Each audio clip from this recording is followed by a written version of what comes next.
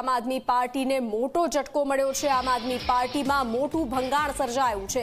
આપ કિસાન મોરચાના પ્રમુખે રાજીનામું આપ્યું છે। રાજુ કરપડાએ રાજીનામું આપ્યું છે। આમ આદમી પાર્ટીના તમામ હોદ્દા પરથી તેઓએ રાજીનામું આપ્યું છે।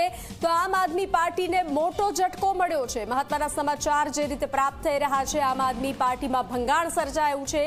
વધુ વિગતો સાથે સંવાદદાતા ગૌરવ પટેલ જોડાઈ ચૂક્યા છે। ગૌરવ, આમ આદમી પાર્ટીને મોટો ઝટકો લાગ્યો છે। રાજુ કરપડાએ રાજીનામું આપ્યું છે, શું કારણ હોઈ શકે?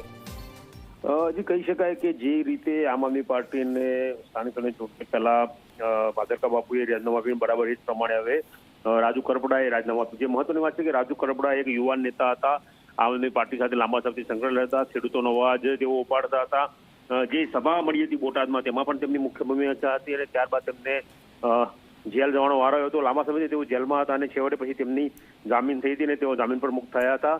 આજે તેમને આમ આદમી પાર્ટીના રાષ્ટ્રીય સંયોજક કેજરીવાલ છે, તેમને સંબોધીને એક પત્ર લખ્યો છે, રાજીનામું આપતો, જેમાં ઉલ્લેખ કર્યો છે કે વ્યક્તિગત કારણોસર તેઓ રાજીનામું આપી રહ્યા છે। તેઓ વ્યક્તિગત કારણોસર પાર્ટીના જે કામ છે તેને નિભાઈ શકે તેમ નથી। એટલે કહી શકાય કે આમ આદમી પાર્ટીના તમામ પદ ઉપર આજે રાજીનામું આપેલું છે।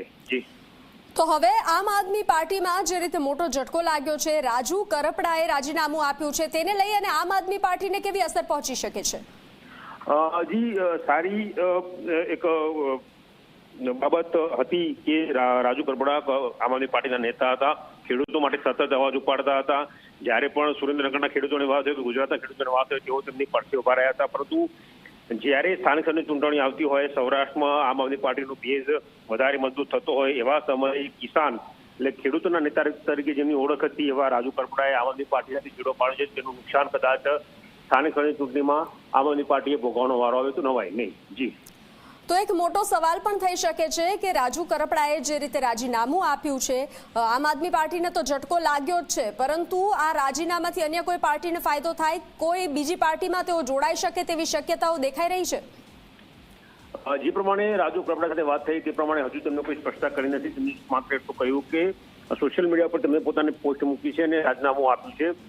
આગળ કઈ પાર્ટીમાં જોડાશે તેનો હજુ સુધી કોઈ નિર્ણય કર્યો તેવું દેખાતું નથી, કારણ કે હજુ સુધી તેમની પાસે બધા વિકલ્પો ખુલ્લા છે, પરંતુ કઈ પાર્ટીમાં જો વિચારધારા કઈ સેટ કરવી તેના ઉપર આધાર રહે છે। જ્યારે રાજુ કરપડા આમ આદમી પાર્ટીમાં જોડાયા તે પહેલા તેઓ ખેડૂત સમાજ જે ખરું છે, ખેડૂતોના માટે કામ કરતી સંસ્થા છે, તેમાં સક્રિયપણે કામ કરતા હતા। ત્યારબાદ આમ આદમી પાર્ટીમાં જોડાયા હતા અને આમ આદમી પાર્ટીમાં પણ તેમની જવાબદારી ખેડૂતની જે વિંગ છે તેની જ હતી અને તેમાં તેઓ લાંબા સમયથી કામ કરતા હતા।